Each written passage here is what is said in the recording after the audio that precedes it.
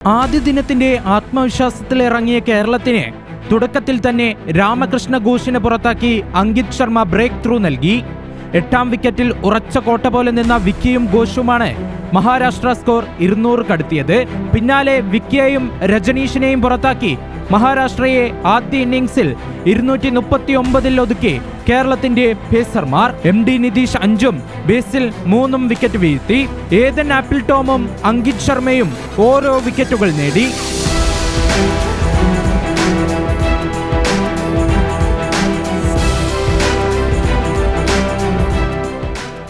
മറുപടി ബാറ്റിംഗിൽ കേരളത്തിന് മോശം തുടക്കം.